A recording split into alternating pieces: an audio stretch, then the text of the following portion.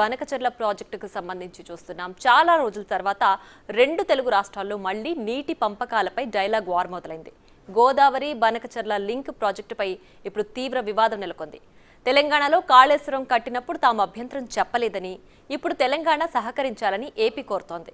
అయితే ఆంధ్రప్రదేశ్ సర్కార్ చేపట్టబోయే బనకచెర్ల ప్రాజెక్టుతో తెలంగాణకు గోదావరి మిగులు జలాల్లో నష్టం జరుగుతుందని తెలంగాణ వాదిస్తోంది.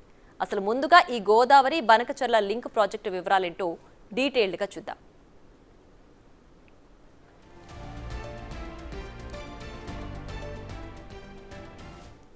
గోదావరిలోని మిగులు జలాలను కృష్ణానది బేసిన్లోని రాయలసీమకు తరలించే ఉద్దేశంతో గోదావరి బనకచెర్ల లింక్ ప్రాజెక్టు చేపట్టామని ఏపీ ప్రభుత్వం చెబుతోంది. కృష్ణానదిపై ఎగువన ఉన్న ప్రాజెక్టుల కారణంగా నీటి లభ్యత తగ్గిందని, ఇదే సమయంలో గోదావరిలో ప్రతి ఏటా వేల టీఎంసీల నీరు సముద్రంలో కలిసిపోతోందని, ఆ మిగులు జలాలను వాడుకుంటామని చెబుతూ ఏపీ సర్కార్ ఈ ప్రాజెక్టును ప్రతిపాదించింది. గోదావరి వరద జలాల్లో నుంచి సుమారు 200 టీఎంసీల నీటిని మళ్లించి రాయలసీమ, ప్రకాశం, నెల్లూరు జిల్లాల్లోని కరువు ప్రాంతాలకు సాగు, తాగునీటిని అందించడమే బనకచెర్ల ప్రాజెక్టు ముఖ్య ఉద్దేశం. ఈ ప్రాజెక్టు అంచనా వ్యయం దాదాపు 82,000 కోట్లు. దీన్ని 3 దశల్లో పూర్తి చేయాలని ప్రభుత్వం భావిస్తోంది. 82,000 కోట్ల అంచనా వ్యయంలో 50% విదేశీ రుణం, కేంద్రం నుంచి 20%, ఆంధ్రప్రదేశ్ ప్రభుత్వం 10%, మిగతా 20% వాటా ప్రైవేట్ సంస్థల ద్వారా సమీకరించాలనే ఆలోచనలో సర్కారున్నట్లు సమాచారం.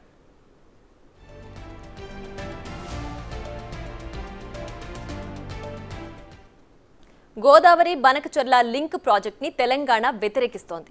ఈ ప్రాంతం నాయకులు తీవ్ర అభ్యంతరం వ్యక్తం చేస్తున్నారు. అసలు తెలంగాణ వాదనేంటో ఇప్పుడు చూద్దాం. ఇక గోదావరిలో మిగులు జలాలే లేవని, అలాంటప్పుడు ఏపీ మిగులు జలాలను వాడుకుంటామని ఇంత పెద్ద ప్రాజెక్టు ఎలా కడుతోందని ప్రశ్నిస్తున్నారు. 50% డిపెండబిలిటీ ఆధారంగానే స్వల్ప మిగులు జలాలు ఉన్నప్పటికీ వాటిపై అన్ని రాష్ట్రాలకు హక్కుందని తెలంగాణ నేతలు అంటున్నారు. ఇక విభజన చట్టం ప్రకారం కృష్ణా, గోదావరి నదులపై కొత్త ప్రాజెక్టులు నిర్మించాలంటే రివర్ మేనేజ్మెంట్ బోర్డుల అనుమతులు తప్పనిసరి. బనకచెర్ల ప్రాజెక్టుకు అలాంటి అనుమతులు లేవని తెలంగాణ చెబుతోంది. ఈ ప్రాజెక్టు పూర్తయితే గోదావరి నదిపై తెలంగాణకు ఉన్న నీటి వాటా హక్కులు తీవ్రం నష్టం వాటిల్లుతుందని, భవిష్యత్తులో తెలంగాణ సాగు, తాగునీటి అవసరాలకు తీవ్ర ఇబ్బందులు ఎదురవుతాయని ఆందోళన వ్యక్తం చేస్తున్నారు. ఇక బచావత్ ట్రిబ్యునల్ తీర్పుకు విరుద్ధంగా పోలవరం ప్రాజెక్టు విస్తరించి ఈ లింక్ ప్రాజెక్టు చేపడుతున్నారని తెలంగాణ అభ్యంతరం వ్యక్తం చేస్తోంది. కేంద్రం కూడా ఈ ప్రాజెక్టుకు నిధులు సమకూర్చడం ఏపీకి అనుకూలంగా వ్యవహరిస్తోందని తెలంగాణ విమర్శిస్తోంది.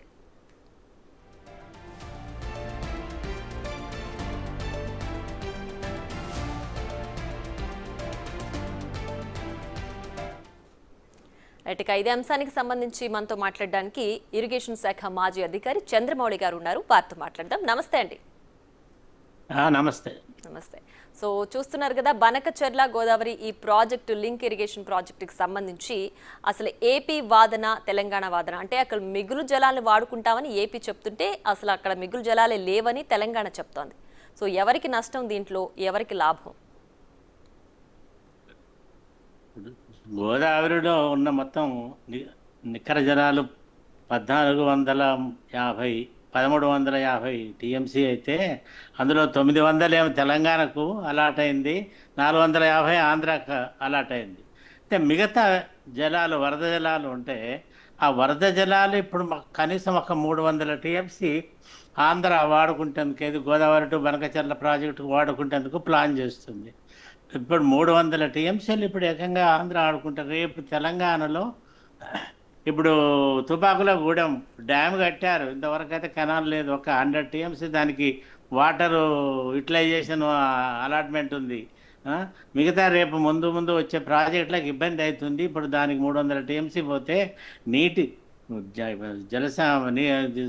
సిడబ్ల్యూసి వాళ్ళు ఈ నీటి లభ్యత పట్టే కదా రేపు మాకు పర్మిషన్ ఇచ్చేది, మాకు ఇబ్బంది అవుతుంది కాబట్టి మాకు నష్టం అవుతుందని తెలంగాణ వాదన. అది ఆంధ్రాకి ఏ విధంగా మంచి లాభమే, ఎందుకంటే 300 టీఎంసీ అంటే అదనంగా 450 టీఎంసీ అలాట్లో ఇంకా 300 అదనంగా రావటంటే చాలా గొప్ప లాభమే ఆంధ్రాకు. కానీ తెలంగాణ అనేది ఏంటంటే, మాకు గోదావరి నీళ్ళు కృష్ణా బేసిన్కి వస్తే కింది రాష్ట్రం కొన్ని తీసుకుంటే ఎగువ రాష్ట్రానికి అందులో కొంత పర్సంటేజ్ ఇవ్వాలి. అది గైడ్ లైన్స్ ఉన్నాయి. మరి ఆ గైడ్ లైన్స్ ప్రకారంగా మాకు కొంత అదనపు జలాలు ఇక్కడ శ్రీశైలంలో సాగర్లో ఇస్తారా? దానికి ఇచ్చి ఒక విధంగా అండర్స్టాండింగ్, మ్యూచువల్ అండర్స్టాండింగ్ తోటి ఇది సెటిల్ చేసుకుంటే ఇది సాల్వ్ అవుతుంది. కానీ ఎందుకంటే ఆల్రెడీ తెలంగాణకు క్యాచ్మెంట్ ఏరియా ప్రకారంగా 66% ఉంది కృష్ణానదిలో. బట్ వచ్చిన వాటా నీటి శాతం 33 ఉంది. ఆల్రెడీ మేము దీంట్లో ఇదైనాము. అందుకే మేము ట్రిబ్యునల్ పెట్టి మళ్ళీ కొత్తగా అలా వాటర్ డిస్ట్రిబ్యూషన్ చేయమని మేము కోరుతున్నాము. అది అవుతుంది. అది ఏది సెటిల్ కాకముందే మాకు కృష్ణాలో మాకు కొంత మేజర్ షేర్ వచ్చి మాకు సరిపోని నీళ్ళు ఇస్తే మాకు అప్పుడు కానీ మేము మీకు మీ మేజర్ వాటా 300 టీఎంసీలు మీరు తీసుకొని పోతుంటే మేము ఎట్లా చూసుకుంటా నిస్సాయంగా ఉండాలనేటువంటి బాధ తెలంగాణ వాళ్ళకి అవుతున్నది.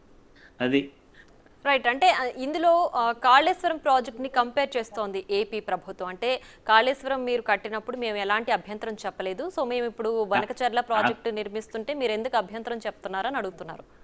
కాళేశ్వరం ప్రాజెక్టు కట్టింది 200-300 టీఎంసీలు అయితే మాకు 900 టీఎంసీల నీరు అలాట్మెంట్ ఆల్రెడీ ఉంది తెలంగాణకు.